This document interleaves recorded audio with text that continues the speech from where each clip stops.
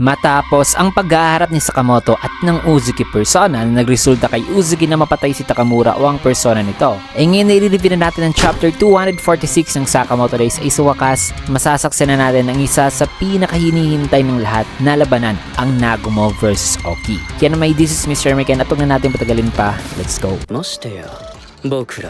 Nagsimula eksena dito sa isang area na kung saan ay makita si Oki at Nagumo na ngayon nakangiti. May kita rin itong isang overpass at sa itaas ay nag-flash na pala itong dalawa. Agara namang umatras si Nagumo at naghanda ng isang kadena mula sa kanyang weapon na kanyang ginamit para matali at mahuli si Oki. Kasunod niyan ay hinagis ni Nagumo ang kanyang weapon dito sa may truck van na umaandar. Dahil dito ay nahila itong si Oki na sabi naman ni Nagumo na bye-bye. Subalit nakwelyuhan pa siya rito ni Oki at nahila rin itong si Nagumo na sabing oops. May kita naman napapahulog na itong dalawa kaya ginamit sana nila ang kanilang mga paa para pigilan ng truck, subalit magkasabay pa rin silang nahila nito kasi hindi rin binitawan dito si Nagumo ni Oki kaya umatake naman itong si Nagumo na sinangga ni Oki. May kita naman na habang nagpapalitan ng atake itong dalawa ay lumiko naman ang driver pa kanan dahilan na sumabay itong dalawa at nag-drift na dahil sa lakas ay tumilapon sila at tumalsik dito sa malayo sa may bangka na may kumakain ng mga tao. Na sa pagland ni Nagumo ay binigyan pa nga niya rito ng inumin itong lalaki na sabing good afternoon. Pasensya na, pakisabi lang kung tama na. Sagot naman ng lalaki na okay na. Nagsalita naman si Oki na sabing hoy, kung nagbibigay ka ng inumin sa isang napaka-polite daw na grupo ay dapat ay ipakita rin daw nito ang label ng inumin. Nasagot naman ni Nagumo na kita mo Mr. Oki, yan ang problema sa iyo na ito raw ang ibig sabihin ni Shishiba. Sabay binato naman ni Nagumo ng bote itong si Oki na mabilisan namang hinate ang bote na kinuha pa nga niya ang kalahati nito sabay sinubukan nitong inumin. Nasabi naman ni Nagumo na di niya pa rin daw nagigets bakit ang kagaya rin itong si Mr. Oki ay nakikipagsabuatan raw sa kagaya ni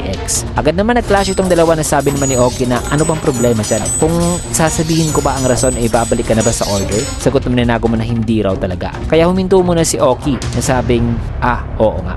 Sabay nagsalita ito na sabing para sa kanya ayaw niya raw talaga na mawala ng mga talented na mga assassins. Sagot naman ni Nagumo na paliwanag naman ni Oki na gaya na lang daw kay Usaragi for example na kahit daw sa napaka-delicate daw nito ng mga braso ay nagagawa pa rin daw nitong magamit ang kanyang napakalaking circular saw na parang balahibo lang daw ang bigat nito sa kanya. Naisipin na lang daw ni Nagumo sa kung anong klaseng skill daw ang kinakailangan dyan para ma-pull off ang ginagawa ni Usaragi. Na ganun din daw kay Shishiba. Imagine kung ilang taon daw na nag-ensayo ng sunod-sunod si Shishiba para lang daw ma-master ang paggamit nito ng martilyo. Na may magandang bagay lang daw talaga siyang nakikita patungkol sa mga pag-elevate daw sa skills ng pagpatay to the highest level. Na habang sinasabi ni Oki ang mga bagay niyan na may expressionless na mukha, ay sabi naman si Sipa ni Nagumo na may kakaiba raw talaga sa mga mata nito. Sagot naman ni Nagumo na kung ganun, saan ba raw umabot ang lahat ng yan? Diba ang mga assassins ikumonti naman daw sa paglipas ng panahon na ngayon sa modern society ay kakaunti na lang daw mga assassins. Sagot naman ni Oki na dahil daw yan